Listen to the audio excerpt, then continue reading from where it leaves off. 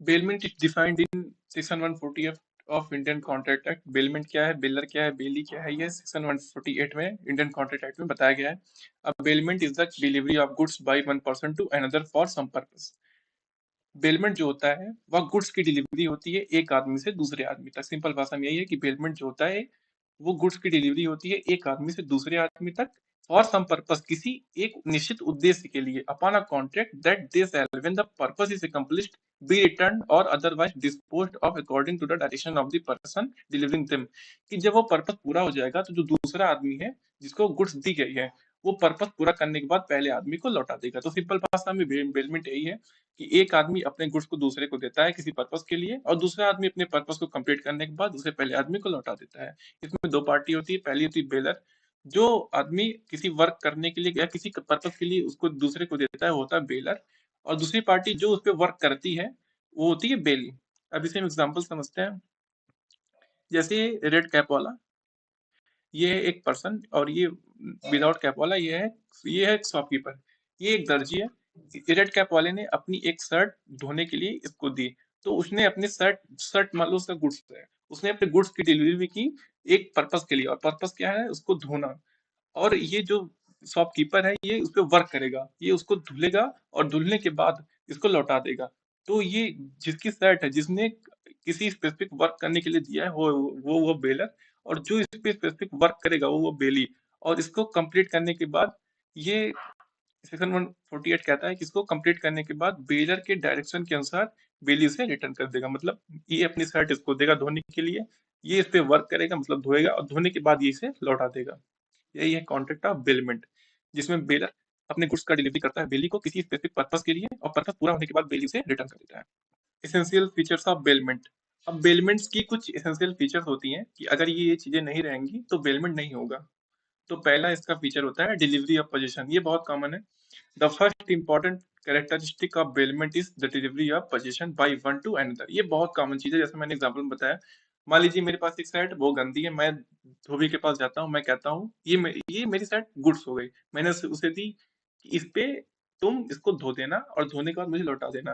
तो मैं बन गया बेलर, वो बन गया बेली। मैंने इसे शर्ट दी, वो धुलेगा मुझे लौटा देगा।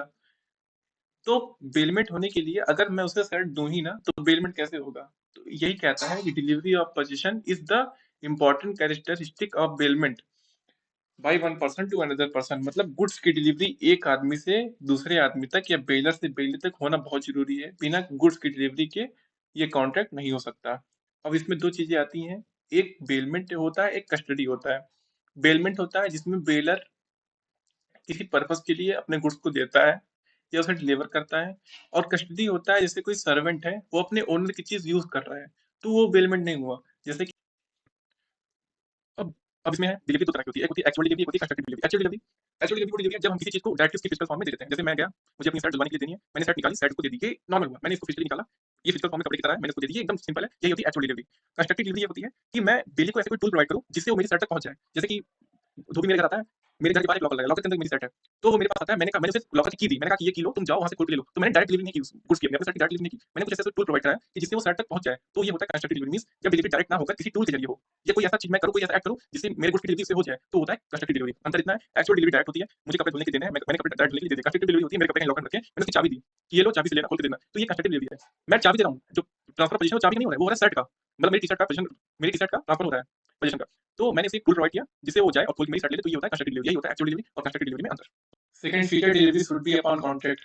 बेलमेंट का कॉन्ट्रैक्ट लीगली होना चाहिए। जो बेलमेंट में डिलीवरी होती है वो एक कॉन्ट्रैक्ट पे बेस्ड होनी चाहिए। जैसे मान लो मैंने कोई डिलीवरी किसी को कर दी, तो उस पे एक कॉन्ट्रैक्ट होना चाहिए जिससे हम दोनों मतलब बेलर और बेली एक दूसरे को लीगली बाउंड कर सकें किसी के डिफॉल्ट पे, जिससे हमारी राइट और ड्यूटी दोनों की स्टैब्लिश हो पाए। इसलिए जो बेलमेंट का कॉन्ट्रैक्ट होता है उसमें जो डिलीवरी होती है वो एक कॉन्ट्रैक्ट के ऊपर ही होनी चाहिए, जिससे अगर मैं फॉल्ट करूँ या वो फॉल्ट करे तो हम दोनों कोर्ट में जा सके। तीसरी तीसरी कंडीशन होती है delivery should be upon some purpose. Bailment का कॉन्ट्रैक्ट किसी पर्पस के लिए, किसी स्पेसिफिक पर्पस के लिए होना चाहिए जिसे बेली को पूरा करना होता है। जैसे मान लो मैं बेलर हूँ, मैंने अपनी शर्ट बेली बेली मतलब धोबी को धोने के लिए दी, तो मेरा पर्पस हो गया शर्ट का, शर्ट की धुलाई।